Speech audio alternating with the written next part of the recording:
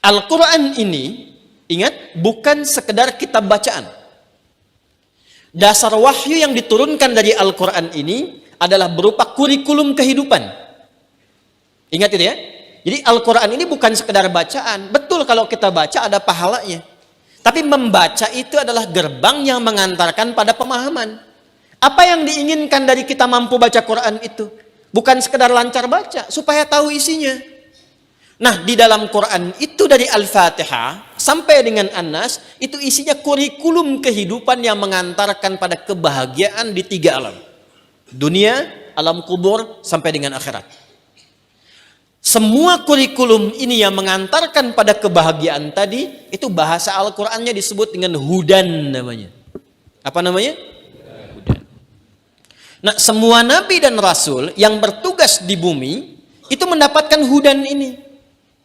Cuma nanti setiap eranya namanya beda-beda. Sejak Nabi Adam turun pun sudah ada hudan ini. Ya, nanti kita kan masih lihat 23 kan? Nanti saat masuk ayat 38, itu kisahnya Nabi Adam turun ke bumi. Apakah turun begitu saja? Tidak. Qul nahbitu minha jami'a fa imma ya'tiyannakum minni hudan. Faman tabi'a hudaya fala khaufun 'alaihim wala hum yahzanun. Itu konsep dasarnya. Kata Allah, aku menginginkan semua hambaku yang berkehidupan di bumi ini semuanya harus bahagia, harus senang dan tenang. Saya sering katakan dari dulu, konsep dasar berkehidupan di muka bumi ini semuanya tenang dan senang.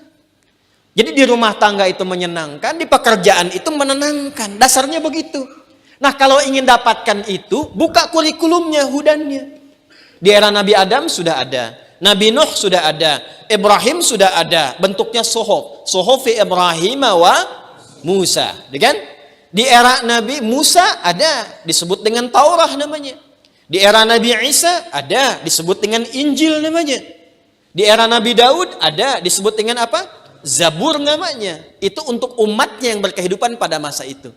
Di era Nabi Muhammad, sampai akhir kehidupan, sampai akhir zaman, maka hudannya disebut dengan Al-Quran. Jadi Al-Quran ini, itu pedoman hidup. Mahal itu.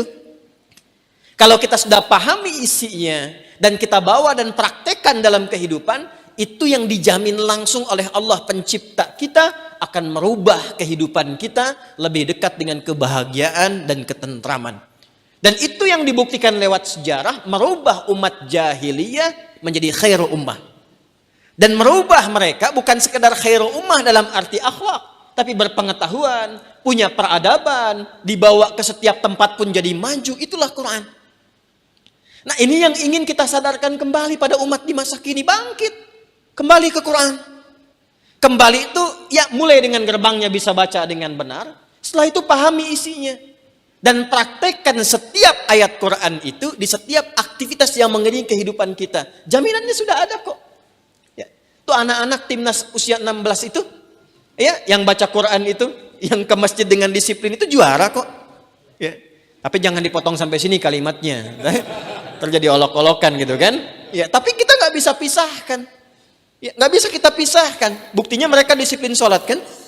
Menghafal Quran juga kan. Baca Quran juga kan. Artinya apa? Baru baca ada jadi juara. Apalagi paham isinya gitu kan.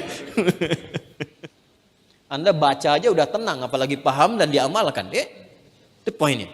Sebagai kurikulum hidup. Tolong tanamkan nih baik-baik.